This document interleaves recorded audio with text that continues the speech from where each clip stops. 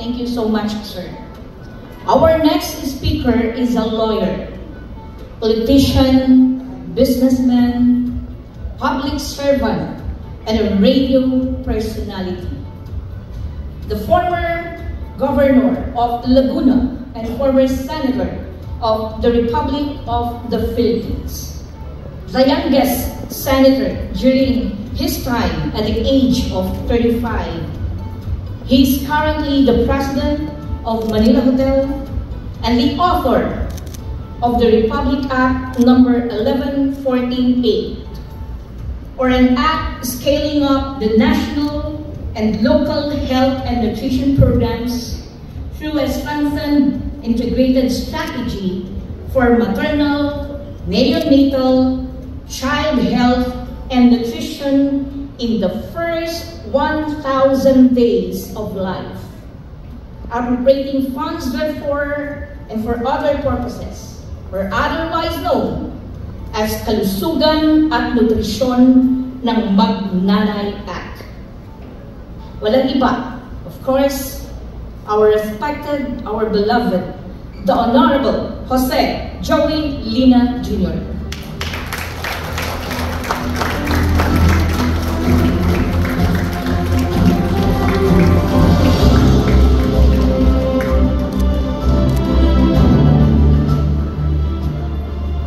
Please be seated. Maraming salamat sa iyo, Cathy. Pinabata mo ako masyado kasi yung Republic Act 148 ay noong 2018 lamang na ipasa. So sana ako'y nandun pa sa Senado noong panahon yun. So ako lang ang taga-taguyod. Ako yung tagapagtaguyod ng todo-todo ng Republic Act 11148. O in short, yun yung first 1,000 days law na itong programang ating isinusulong ay bilang pagtupad doon sa Republic Act 11148. Malaking problema natin ngayong hapon na ako ay inyong ginawang tagapagsalita. Malaking problema yan. Sapagkat ako, pagka ako'y nakahawak ng mikropono, inaabot ako ng 3 oras sa aking pagsasalita. Malaking problema ko yan, Cathy. At Kuya Levy, malaking problema. Lalo na ng ating National President, Kuya Ronald de los Santos. At kayong lahat, may problema talaga. Pero kung malakasan na yung palakpak, yung 3 hours na yun, gagawin ko na lang na 1 hour. Para na yun, allowance na yun. Ano, ha? Hindi na 3 hours. Eh kung mas malakas pa dyan, yung palakpak, ay 30 minutes na lang. 30 minutes. 30 minutes na lang. At kung mayroong dagdag na padyak at hiyaw pa, yung inyong palakpak, 15 minutes na lang. Talagang halatang-halata na kayo. Ayaw nyo akong pagsalitain dito. But I will stick to 15 minutes. Okay? Bakit ba kayo nandito? Ang simpleng sagot, kasi wala kayo doon. Palakpak naman kayo, nag-joke na. Kaya kayo nandito, wala kayo doon. Pero napakahalaga nitong pag-uusapan natin.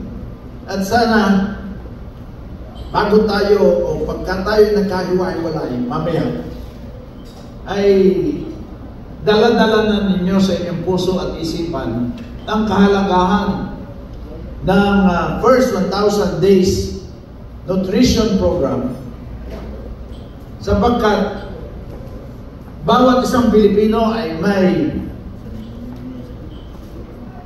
responsibilidad para itayo ang isang bansa na mga mamamayan ay mga BTS.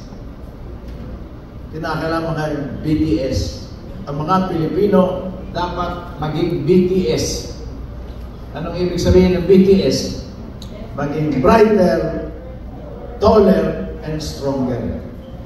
BTS. At kinakailangan, in 10 years time, ang mga Pilipino ay hindi na BFF. BFF, below 5 feet. Kasi maraming Pilipino ngayon, BFF. Sa amin sa Manila Hotel, ang pakahirap na mag-recruit ng mga 5'4". Ano? Nakakalungkot. Meron na mga 4'11", meron pang 4'10". Minsan nakita ko, sa housekeeping, kaliliit. Ay tinatanong ko yung HR, Human Resource Department, bakit ang kaliliit? Wala nang mahanap. Mahirap umanak ng mga malalaki. So malaki ang problema natin. Sa height lang, problema na. But that's going ahead of the story. Why is the first 1,000 days of life important and critical? Number 1, kapag malnourished ang isang sanggol, mula sa pagbubuntis hanggang sa ikalawang birthday nito, that's 1,000 days. Yung sanggol, 270 days sa sinapupunan. And 730 days mula sa kapanganakan hanggang sa ikalawang taon ng karawan. That's another 730 days. So if you add the two, 270 days in the womb plus 730 days from birth to the second birthday, that's a total of 1,000 days. And it's critical period. And the child must be well nourished in that period, because if the child is undernourished, then what are the consequences? Na hindi alam ng marami. Ano magiging resulta kung ang sanggol ay malnourished? Ang ibig sabihin, hindi tama wasto at hindi sapat ang pagkain, ang nutrisyon, yung mga nutrients, mga minerals na dapat matanggap ng bata. That results into malnutrition. Kung hindi sapat at wasto ang pagkain, kulang. Ano ang bunga? Number 1, maraming namamatay.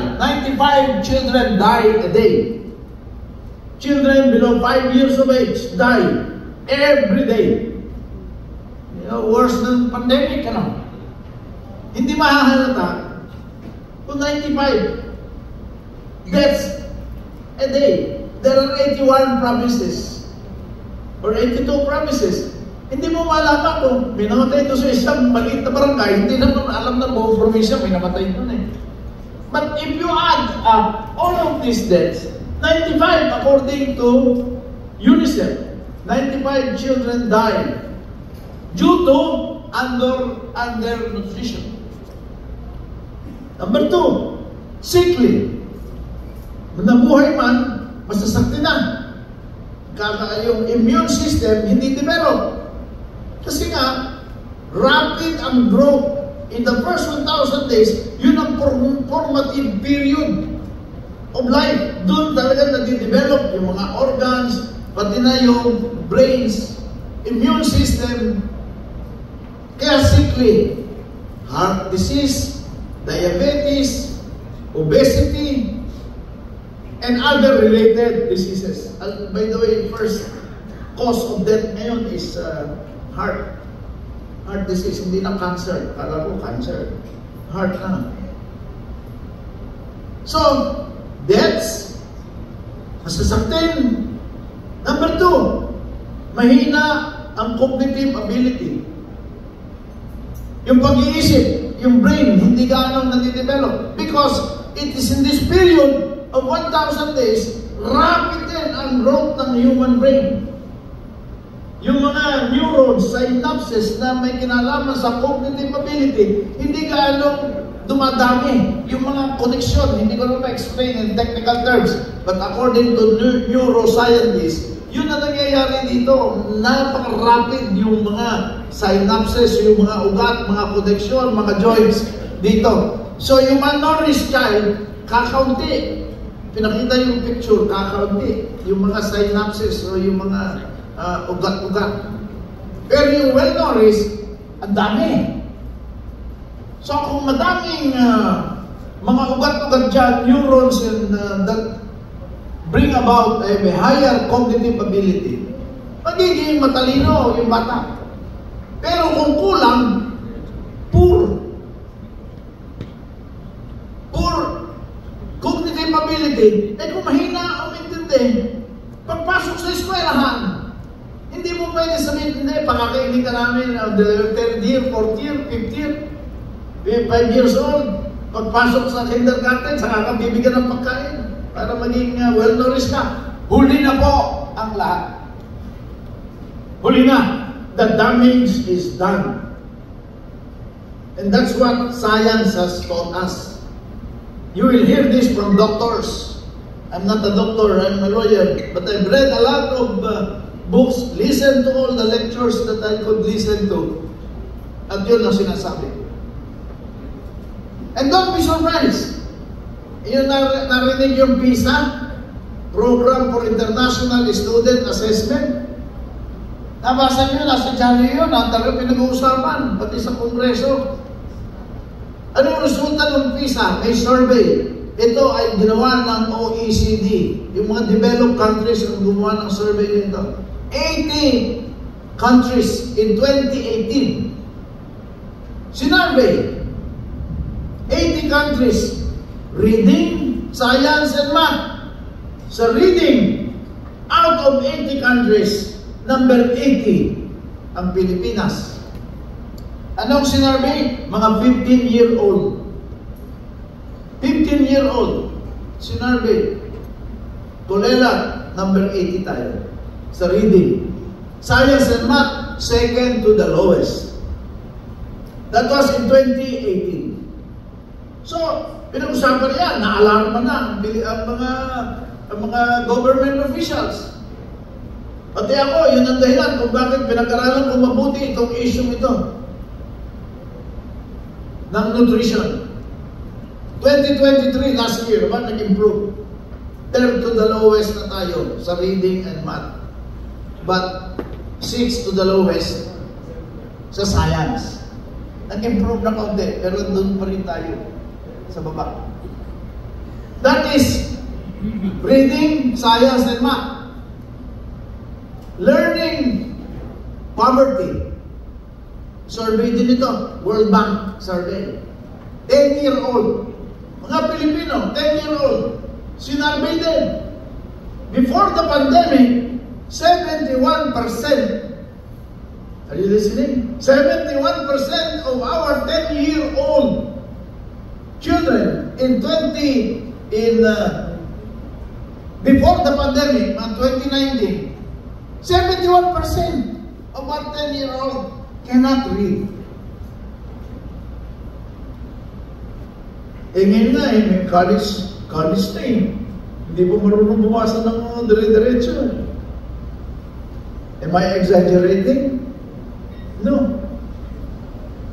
Kasulatin mo, bali-baliktad ang sinusulat, mali-mali lang ang spelling. Maraming college graduate yan. Hindi marunong sumulat. After the pandemic, this 10-year-old, 71% of them, after the pandemic, naging 91%. This is World Bank report. Can you imagine if our 10-year-old, 91% of them cannot read? Ano mangyayari buhay dito sa atin? Lalo na ngayon, AI, Artificial Intelligence. Alam nyo na yan, pinag-uusapan na yan. Artificial Intelligence, Robotics. Minsan doon sa Manila Hotel, ay nag-test kami ng waiter na robot.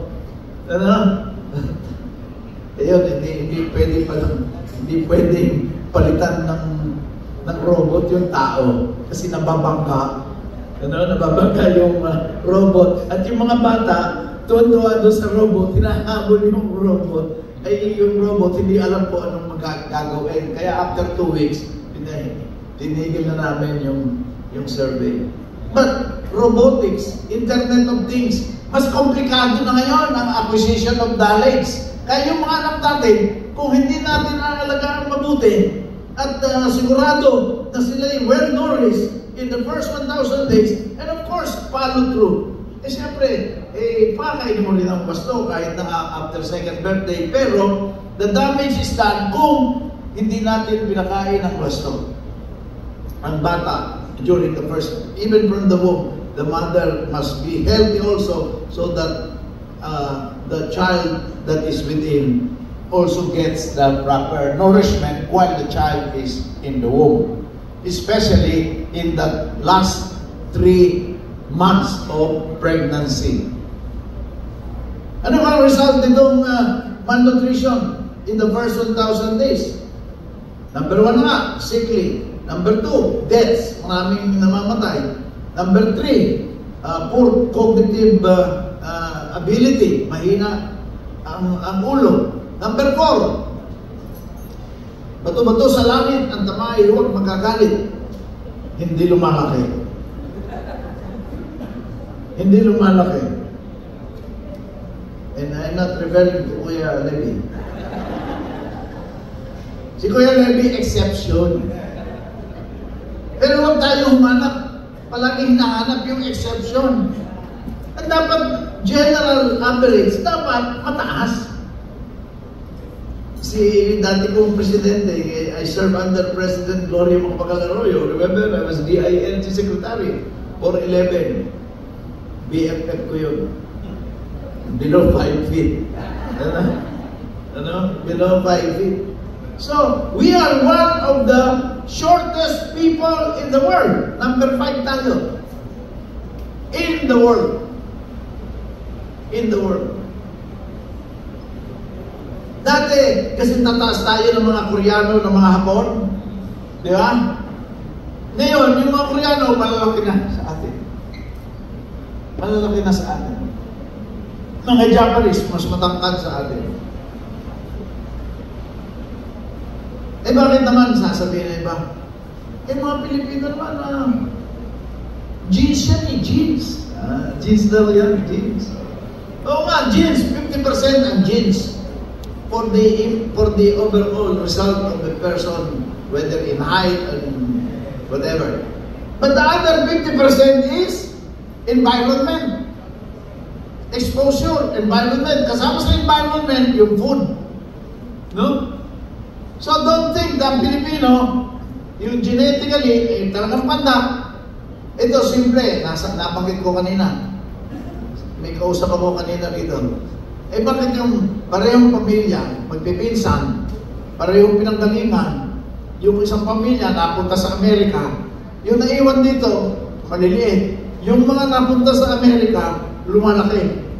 So, hindi genes yun. Gets nyo?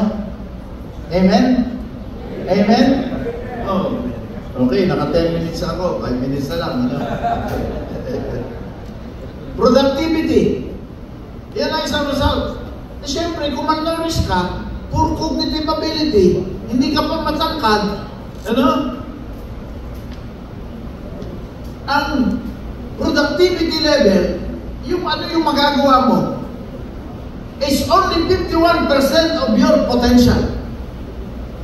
51%. So, kung malnourished ang isang tao, in the first 1,000 days, pagtanda niya, mahina pa ang ulo, ang kanyang capacity is only 50%, 51% of his potential. Ano ibig sabihin? Maliit ang sweldo. Halos menial job ang magagawa. Yung mga assembly operations, yung mga paulit-ulit lang, walang gaanong takbo yung utang. And that's why kung labanan ng lahi, Vietnamese, Thai, Malaysian, labanan ng lahi, sila well-nourished. 51% ng ating capacity, sila mga 70-80%. Kung labanan ng lahi, Eh, sino mananalo? Sino mananalo? Kapabasa ko lang, hanapin nyo yung internet, mag-google kayo. Ranking of universities in Southeast Asia, and I am sharing this with the media. Ranking ng universities sa Southeast Asia. Andun ang Singapore, number 1, dalawang first, 1 and 2, Singapore. Number 3, 4, 5, Malaysia, Thailand, Indonesia, top 10, Philippines, wala. Kalalabas lang yung result, buong Asia, 500. Uy, may nakasama sa Pilipinas, 500. Pero wala tayo sa top 100. Nandun tayo sa 400, ganun. So, maraming problema sa educational system, pero one of the problems na hindi ka natin i-discuss, yung mga estudyante pumapasok sa school system ay handicap.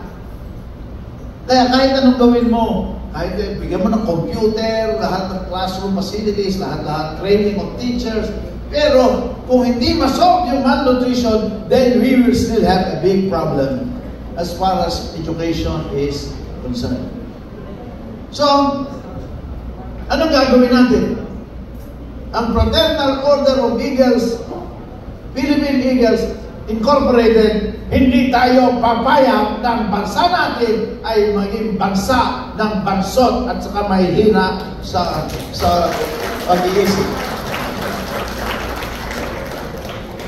Kaya, nabuo, we were able to organize a coalition of NGOs. It's called Children's First 1,000 Days Coalition.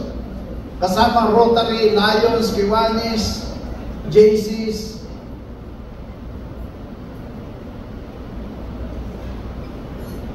Ang mga JCs, Knights of Rizal, Knights of Columbus, at ang pinakamalaki sa coalition ay ang Fraternal Order of Eagles.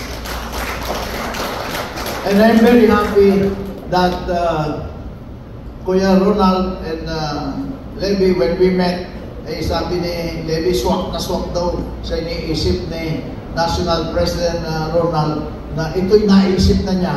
Ewan ko kung bakit talagang pinagtagpo ng tadhana ang ating pag-iisip na talagang nakita malaking problema ito. At dito ating gagawin ang ating magagawa para matulungan natin ang ating bayan. Kawawa ang bayan natin kung magpatuloy itong problemang ito.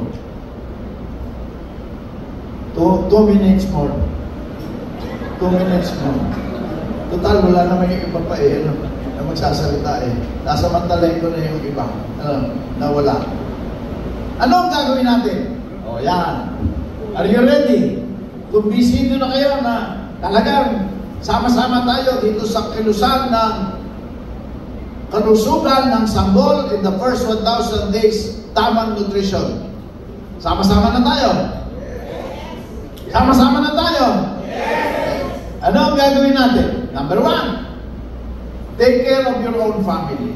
That's number 1. Di ba? Take care of your own backyard.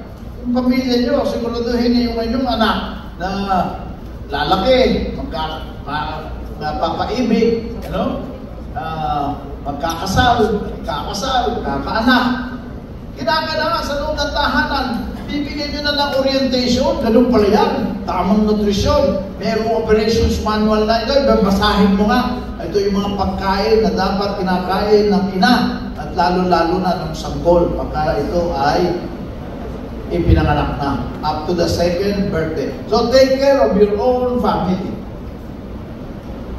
Number 2, kung kayo ay membro ng organisasyon, tayo, membro ng Fraternal Order of Eagles, Philippine Eagles, ang ating mga clubs, there are 3,000 clubs all over the country with 1 million minimum population. Palakpakan natin ang Fraternal Order of Eagles. Amen? Ganyan tayo, kalaki. Kaya huwag natin sayangin ang bilang natin. Huwag natin sayangin ang ating magandang uniforme pagkatahil nagkaroon ng induction. takot-takot na ako na-imbitehan, baka induction na yan. Ano? Huwag natin sayangin yun. Talagang yung sa ating mga clubs mismo. So, first family, then our club. Yung mga miyembro natin, kinakailangan magkaroon ng orientation on the first 1,000 days of life. Amen. So, lahat ng clubs, kinakailangan conscious, top of mind. 1,000 days. Take care of the members' education. Next, sa ating mga miyembro, mayroong mga businessmen, mga presidente, vice president of business organization. Ano dapat gawin? Kung ikaw naman Eagles, meron kang kumpanya or official ka ng isang kumpanya.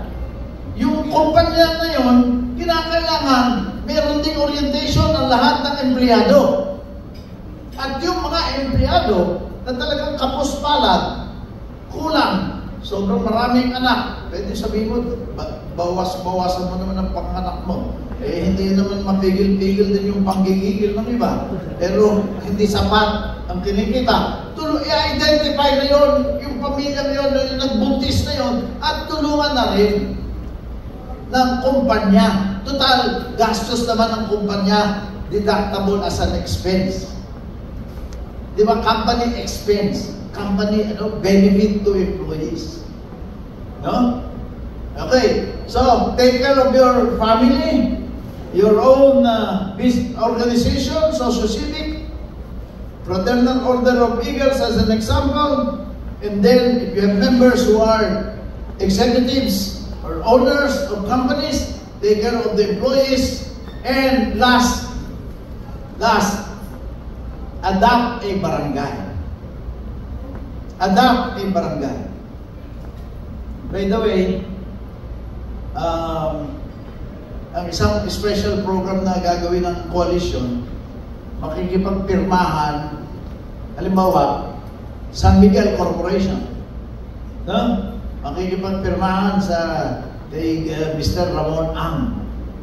Ay kadami-daming empleyado. Through their HR, mag-orient yung lahat ng empleyado nila. Number 2, pwede rin sila mag-adapt ng kanilang communities. Example yun, Ayala. Dami-dami nila. Mga Federal, Gokongwei, lahat sila yung malalaki. Lahat ng organisasyon. Magkakaroon tayo ng Memorandum of Agreement. Lahat ng information, bibigay natin sa kanila. National Nutrition Council, pwede mag-lecture. Gagawa na kami ni President Ronald ng ating tape na urging all organizations to take care of their members and to adopt a barangay. 1 minute to go. Adopt a barangay. Yun ang pinaka-ultimate. Kasi community, you have to reach out to the community already. So, kung ako ang president ng Eagles, okay na kung mga miyembro ko, na-orient ko na, mag-form ako ng committee sa aking club. 1,000 days committee. 1,000 days committee. Within the club. Kasi yung club naman, maraming ginagawa eh. Pero isang project, baka ito na lang gawing project. Ito ang project, gagawa ng 1,000 days committee ng ating club. Ganon din yung ibang organisasyon. Ano yung gagawin itong project committee na ito? Headed by a project chair. Bahala na kayo. Mag-organize. May secretary, may treasurer, liaison officer. Yun ang magagawa ng orientation program. Number 2, mag-identify na yung club ng barangay. Alam mo, barangay Cruz na Ligas sa Quezon City. Alam mo ba, mayroong areas doon na kinakailangan ng tulong. Makipag-usap sa barangay chairman. Ayan, bibilisan mo na. Barangay chairman, hindi ka pwede pumunta doon sa barangay na kami ang champion ha? Kami ang champion ng 1,000 days. Fraternal Order of Eagles kami. Alam namin lahat ang gagawin. Nako, babatuhin tayo doon. Kinakailangan makipag-usap tayo ng mabuti. courtesy call, kami po ay ganito, baka makatulong kami. Wala namang chairman nung sasabing, ayoko ng tulong nyo. Papaliwanag natin ano po itong pakay na ito, ano yung program nito, 1,000 days. Joint committee, magpo-form yung barangay at saka yung club natin. Mag-form ng joint committee. So, hindi lang barangay meron national nutrition program pero in general, hindi nakapokus. Ito, joint committee on the first 1,000 days. So, nag-form na ng joint committee, si chairman, kasama doon yung kanyang mga opisyales, 7-man joint committee. Mayroong barangay nutrition scholar doon. Ang tawag doon, barangay nutrition scholar. Sa barangay, may barangay nutrition scholar. Yun ang talagang trabaho ng nutrition. Pero yung joint committee, where the BNS, Barangay Nutrition Scholar is a member, ang focus talaga ng joint committee, yung first 1,000 days. At ano yung mga programa? General Assembly muna. First program, General Assembly of Women of Reproductive Age. Doon sa lugar, kasama na yung teenager. Kasi maraming mataas ang teenage pregnancy sa Pilipinas. Naku, malaking problema natin yan. Isa tayo sa mataas ang teenage pregnancy. But another problem yun, no?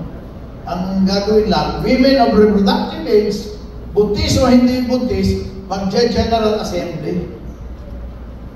Kumbisi ni Chairman, ito yung ating unang gawin para mag-orient ang lahat ng kababaihan na maaaring mabuntis. Next move is, after the General Assembly, identify the pregnant women in the barangay. Identify all the pregnant women. General orientation ulit ng lahat ng buntis. Next, identify from the population of pregnant women yung mga nangangailangan ng tulong. Those who are really poor. So, yun ang magiging beneficiaries talaga ng assistance. Anong gagawin doon sa mga women who are poor but pregnant? Kinakailangan tututukan sila. Sino tututok? Yung Barangay Nutrition Scholar.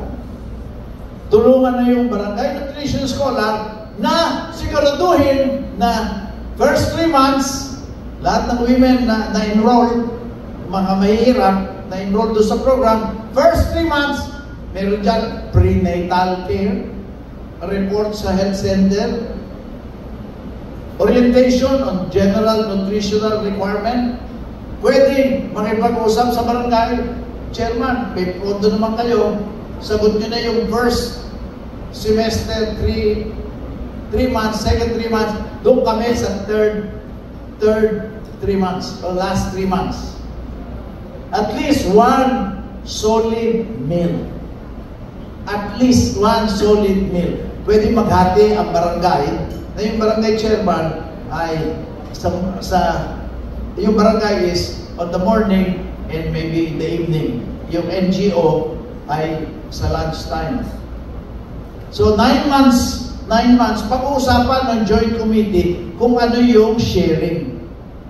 Kasi may pagkain, may vitamins and all that. Kausap ko na si Secretary Ted Herbosa, meron na silang kit na ibibigay. I-determine na lang yung mechanics kung ano yung mga iodine, yung mga folic acid, ang gagaling sa DOH lahat yung mga vitamins. Yung mga vitamins. Ano? And pagka inuluwal na yung bata, may lecture or bago mag-anak ay preparing for birth and breastfeeding. Kinakailangan exclusive yung breastfeeding. Walang ibang kakainin yung bata kung hindi yung breast milk. Magkakaroon din na ng training tayo, yung mga breastfeeding association, kung paano yung breastfeeding. Kapag nahihirapan magkagatas, ano yung dapat gawin? Ang dami palang alternative na maaaring gawin, wag formula. Kasi masama yung formula doon sa bata. Masama. Kaya may batas against milk, formula milk in the first, after the birth of the child. Kinakailangan breastfeeding. At malaking contribution ng breast milk sa cognitive ability ng bata. May correlation yun. Mas maraming sustansya na kukuha para dito sa pag-iisip o sa brain development. And then, i-monitor yan mabuti. Ano yung mga mandatory vaccination? Diba? May mga mandatory vaccination, anti-diphtheria. We will follow the government guidelines. So to summarize, the joint committee ng club at saka ng barangay mag-uusap kung ano yung pagtutulungan gagawin. Yung mga mahihirap talaga, walang pagkain, at least makakain ng 1 solid meal a day. At wag naman puro Lucky Me, I'm sorry. Yung noodles, walang sustansya. Walang sustansya. So pag-uusapan ng joint committee, you can simplify it. Sagot lang ng last 3 months, 1 solid meal. But sa first month, first 3 months, second 3 months, siguraduhin lang yung prenatal care, yung weigh pala yung mother, yung vaccination din, ini-examine ng OB-GYN, baka mali yung position ng bata, at malalaman kung malnourished through the consultation sa health center. At kung ano yung feeding na gagawin. Ang action officer ng joint committee will be the barangay nutrition scholar. Kaya yung barangay nutrition scholar, which is a government functionary, ay maaaring tulungan ng club para magawa lahat yung dapat gawin. Mag-monitor noong pregnant mother, pregnant woman, and after the birth of the child. May mother's book, kung ano yung requirement, dapat nakalista doon, ginagawa ng nanay. May baby book, kung ano yung pagkain ng bata at kung ano yung mga mandatory vaccination and early child stimulation. Yung palang bata na kahit na nasa sinapupunan pa lang, pwede mo nang turu-turuan. Early child stimulation. That helps also in the development of the child. Yung psychosocial niya, nadidevelop din, and it's part of his or her growing up. Mas madaling mag-adjust, lalo-lalo na kung marunong kumanta at nakakarinig ng music. Early child stimulation is part of the first 1,000 days of life. So, first 1,000 days of life, andun na yung taking care of the maternal health. Number 2, mandatory vaccination, both for the mother and the father. Number 3, breastfeeding. Number 4 is early child stimulation. And if we are able to do this, then we will be able to achieve a brighter, taller, and stronger Filipinos, or BTS. Kinakailangan mapura na sa Pilipinas ang BFF, or below 5 feet. Kung meron man, exception lang sila. But the general average should be higher than 5. We have to aspire mga 5'4", 5'5", hanggang 6 feet. Para sa ganun, kung magkaroon man ng digmaan, malalaki din ang Pilipino, kayang-kayang makipagbanggaan. Maraming salamat sa 15 minuto na inyong pakikinig sa akin. Thank you so much, and God bless you. And hopefully, we will have clubs adopting barangays and individual members taking care of their families. And the club itself must do the program, orient the members, and adopt the barangay. Ay at least 1 barangay. Maraming salamat muli.